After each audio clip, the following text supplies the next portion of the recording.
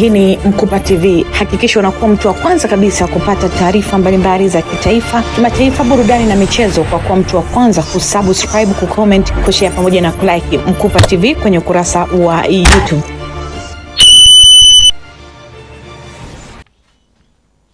Na katika idara yetu ya kinywa na meno tumeweza kuanzisha upasuaji rekebishi wa kutengeneza taya jipya kutumia mfupa uliovunwa kwenye mbavu na mfupa wa nyonga. Baada ya kuondoa sehemu ya ugonjwa au tatizo, kama mtu amekuwa na uvimbe au amepata ajali ambayo taya limeharibika kabisa, basi hii inakuwa ni option ya kuweza kumfanyia mgonjwa huduma na kuweza kumrudisha katika hali yake ya kawaida. Lakini vipandikizi hivi maalumu vinafanyaje?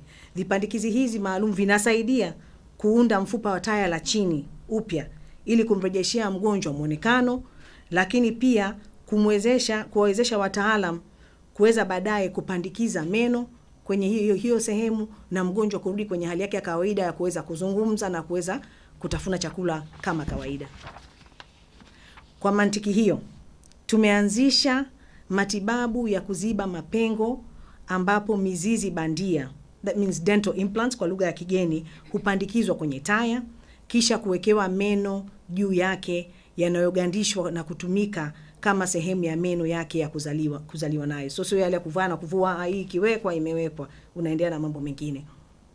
Hasa katika kuongeza ufanisi wa huduma za kinywa na meno, serikali imewezesha hospitali kununua mashine za kisasa inayoweza kufanya uchunguzi wa magonjwa ya mifupa ya taya pamoja na CT scan ya uso na kichwa, kusaidia upandikizi na upandikizi wa vipande vya mifupa ambavyo mgonjwa anaweza kufanywa akipata ya matatizo, lakini pia vipandikizi vya meno ambapo tangu kununuliwa kwake mwishoni mwa mwaka 2024 tayari wagonjwa 2251 wamenufaika.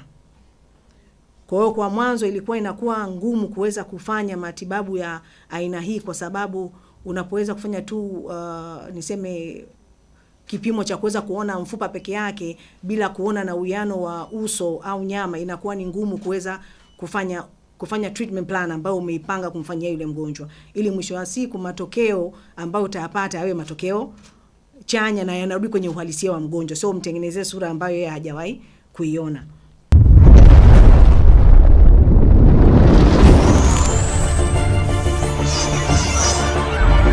Hii ni Mkupa TV. Hakikisha unakuwa mtu wa kwanza kabisa kupata taarifa mbalimbali za kitaifa, kimataifa, burudani na michezo kwa kuwa mtu wa kwanza kusubscribe, kucomment, kushare pamoja na kulike Mkupa TV kwenye ukurasa wa YouTube.